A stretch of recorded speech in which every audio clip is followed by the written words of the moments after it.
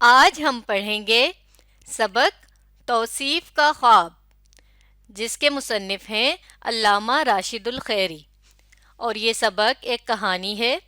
تو چلیے اس سبق کی پڑھائی شروع کرتے ہیں۔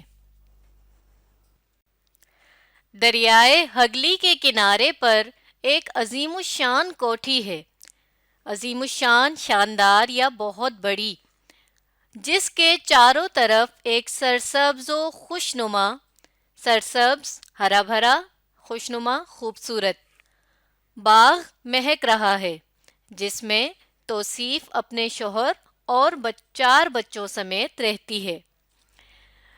دریائے ہگلی یہ ہندوستان کے شہر کلکتہ میں ایک دریا ہے، جس شہر کے کنارے یہ ایک دریا ہے، کلکتہ شہر کے کنارے، اور اس دریا کا نام ہے ہگلی۔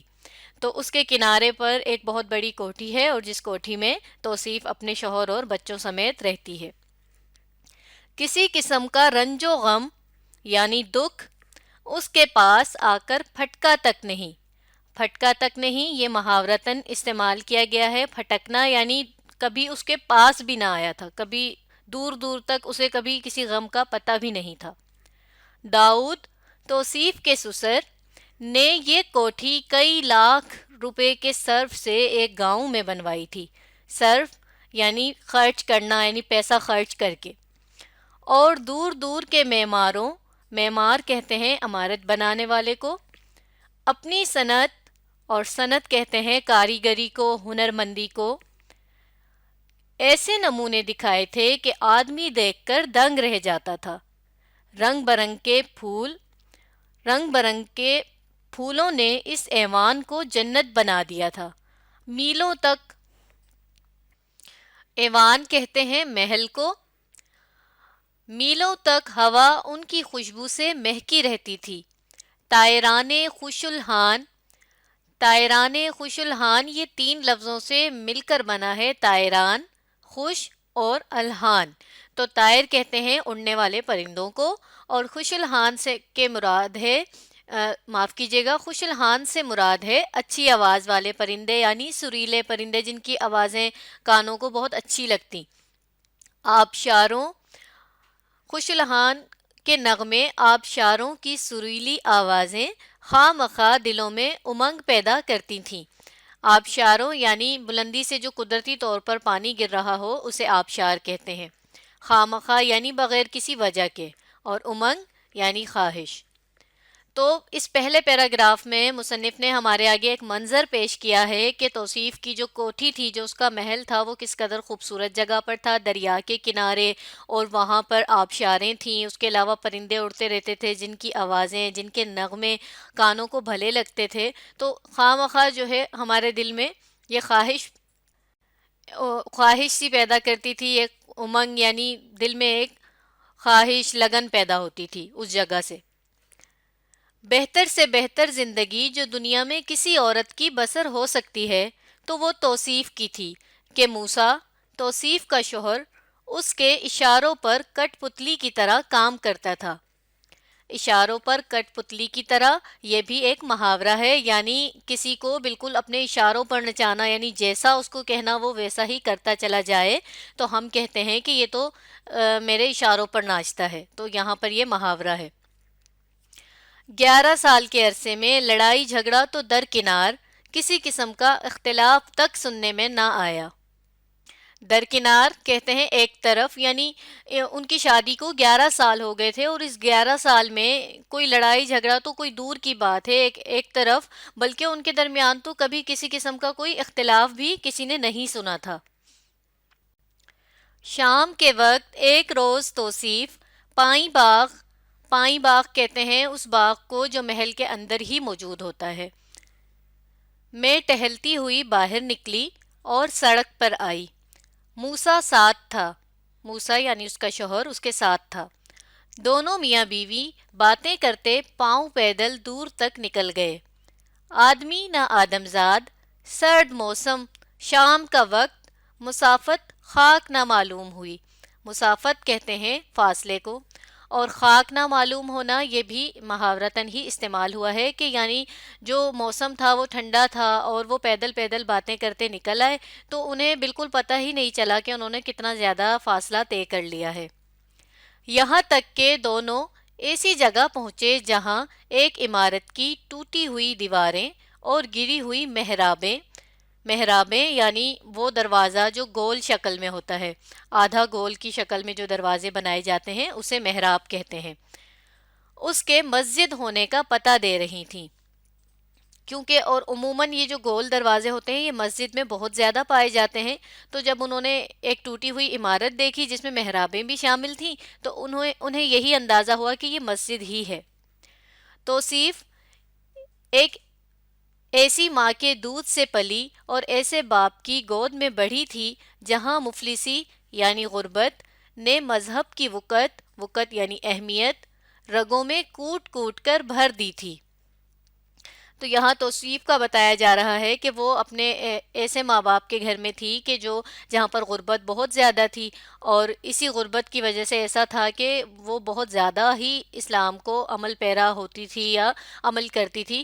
یہ ایک عام سا خیال ہے کہ جو غریب لوگ ہوتے ہیں وہ مذہب کے یا اسلام کے زیادہ قریب ہوتے ہیں، تو یہاں پر بھی وہی بات جو ہے وہ بتائی جا رہی ہے کہ توصیف کے بھی رگوں میں کوٹ کوٹ کر بھرنا، یعنی یہ بھی محاورہ ہے، رگوں میں کوٹ کوٹ کر بھری ہونا کوئی چیز، یعنی کوئی چیز جسے ہم بہت زیادہ فالو کرتے ہوں تو ہم کہیں گے کہ یہ چیز تو بھائی اس میں کوٹ کوٹ کے بھری ہوئی ہے۔ تو اسی طرح توصیف میں بھی جو اپنے مذہب سے محبت تھی یا مذہب کی جو اہمیت تھی وہ بہت زیادہ تھی اس کی رگوں میں۔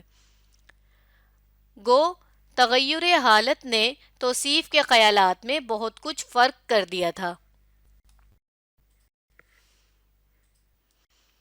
گو یعنی باوجود اس کے تغیر حالت یعنی حالات کی تبدیلی، تو اب باوجود اس کے کہ اس کے خیالات میں اب اپنے حالت تبدیل ہونے کی وجہ سے، یعنی پہلے وہ بہت غریب گھر میں تھی لیکن اب جہاں شادی ہو کر وہ آئی وہ ایک بہت امیر گھرانہ تھا، جیسا کہ ہم نے پڑھا کہ جو توصیف کا گھر تھا وہ کسی محل سے کم نہیں تھا، تو اب یہ تھا کہ اس کے جو خیالات تھے اس میں تھوڑی بہت تو تبدیلی آ گئی تھی، مگر اسلام کی عظمت وہ جہیز میں لے کر سسرال پہنچی تھی، مگر اسلام کو وہ جیسا عظیم، جیسا اچھا سمجھتی تھی، بڑا سمجھتی تھی، وہ اپنے ساتھ ہی لے کر آئی تھی، یعنی وہ تو اپنے ساتھ جہیز میں لے کر آئی تھی، یعنی وہ تو اس کی فطرت میں عادت میں شامل تھی کہ بھئی اسلام کی جو عظمت ہے، اہمیت ہے، وہ اس کے دل میں موجود تھی۔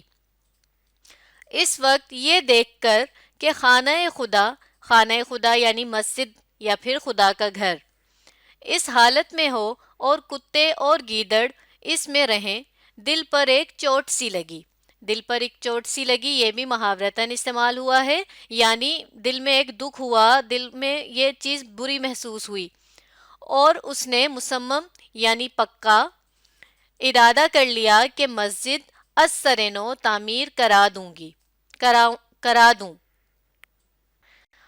یعنی توصیف نے مسجد کی جب اس طرح کی حالت دیکھی تو اس نے یہ ارادہ کر لیا کہ اب وہ اس مسجد کو دوبارہ سے یعنی نئے سرے سے، نئے انداز سے دوبارہ بنوائے گی، تعمیر کروائے گی۔ واپسی پر چند قدم کے فاصلے پر اس نے ایک ٹوٹی سی جھونپڑی دیکھی، نہ معلوم کیا دل میں آئی کہ قریب پہنچی اور دیکھا کہ ایک غریب عورت اپنے 2-3 بچوں کو لیے خاموش بیٹھی ہے۔ توصیف کو تعجب یعنی حیرت ہوئی کہ جنگل بیاباں کہتے ہیں ویران جگہ کو، میں یہ بچوں والی ماں کس طرح اپنی زندگی بسر کرتی ہوگی۔ بسر کرنا یعنی گزارنا، کہ یعنی ایسی جگہ میں یہ عورت اپنی زندگی کیسے گزار رہی ہوگی، یہ ایک حیرت کی بات ہے۔ پوچھا، اری تو کون ہے اور یہاں کیوں رہتی ہے؟ عورت خاموش رہی اور کچھ جواب نہ دیا۔ توصیف نے کہا، نیک بخت جواب کیوں نہیں دیتی؟ نیک بخت یہ لقب، یعنی اس نے پکارنے کے لیے یہ لفظ استعمال کیا، ویسے اس کے معنی ہوتے ہیں خوش قسمت یا خوش نصیب، لیکن بعض دفعہ پکارنے کے لیے بھی ایسے الفاظ استعمال کیے جاتے ہیں، تو توصیف نے اس عورت کو اس لقب سے پکارا۔ عورت، جی ہاں میں یہیں رہتی ہوں۔ توصیف، تو اکیلی رہتی ہے؟ اس سوال کے جواب میں کچھ ایسی داستان یعنی کہانی پوشیدہ یعنی چھپی ہوئی تھی کہ عورت کی آنکھوں میں آنسو ڈبڈبا آئے. آنسو ڈبڈبا آئے یعنی اس کی آنکھوں میں بہت سے آنسو ایک دم آ گئے. یہ بھی محاورہ ہے. توصیف: رو مت، حال بیان کر. عورت: بی بی کیا فائدہ ہوگا، آپ کیوں سنتی ہیں؟ اب عورت کا دل زیادہ بھر آیا تھا. دل بھر آنا یہ بھی محاورہ ہے، یعنی وہ اور زیادہ دکھی ہو گئی تھی. اس کی آنکھوں سے آنسو بہہ رہے تھے اور اس کی آواز میں رکت طاری ہو چکی تھی. رکت طاری ہونا بھی محاورتاً استعمال کیا جاتا ہے، یعنی جب بات کرتے ہوئے ہم پر ہمارے جذبات حاوی ہو جائیں تو ہماری آواز میں ایک کپ کپاہٹ آ جاتی ہے. اس کپاہٹ کو رکت طاری ہونا کہتے ہیں. تو رکت کے معنی ہے کپ کپاہٹ. توصیف: بتا، اپنی حالت بتا، شاید میں تیری کچھ مدد کر سکوں. عورت: بی بی وہ سامنے گاؤں ہے، اس کے پاس 2 بیگ یعنی زمین کا ایک ٹکڑا یا حصہ، 2 بیگ زمین اور ایک کنواں میرا ہے. میرا شوہر کاشت کرتا تھا یعنی اس زمین میں کھیتی باڑی کرتا تھا، اور ہم سب یہاں اطمینان سے رہتے تھے. مگر پار سال یعنی پچھلے سال وہ وبا میں مر گیا. وبا کہتے ہیں کسی بھی ایسی بیماری کو جو آسانی سے پھیلتی ہو اور ایک شخص سے دوسرے کو لگ جائے. تو اس عورت کا جو شوہر تھا وہ بھی کسی وبائی بیماری میں مر گیا. زمیندار نے اس کی دوائی ٹھنڈائی بھی کی مگر نہ بچا. 40 روپے کا حساب اس کا میرے پیچھے زمیندار کا نکلا تھا.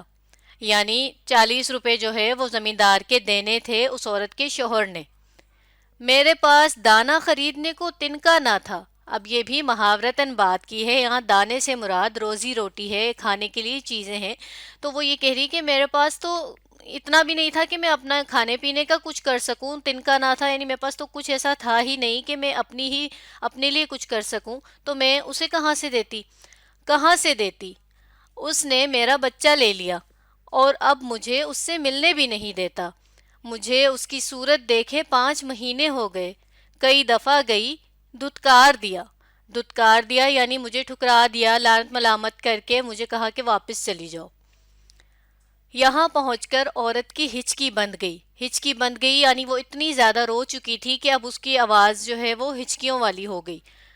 اور اس نے توصیف کے قدموں میں گر کر کہا کہ بی بی میرا بچہ مجھ سے ملوا دو، خدا تمہاری مامتا ٹھنڈی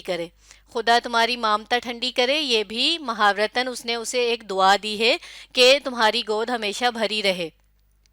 موسیٰ یعنی توصیف کا شوہر، اس نے کہا بس بیگم چلو، دیکھو بالکل شام ہو گئی. دونوں میاں بیوی اس عورت کی حالت پر افسوس کرتے ہوئے گھر آ گئے اور صبح ہی توصیف کے حکم سے مسجد کی مرمت شروع ہو گئی اور 1 مہینے بھر کے عرصے میں نہایت خوبصورت مسجد تیار ہو گئی. اب یہاں سے آگے کا حصہ ہم اگلی ویڈیو میں پڑھیں گے. اب آپ نے اس ویڈیو کو دوبارہ دیکھنا ہے اور پڑھنے اور سمجھنے کی کوشش کرنی ہے.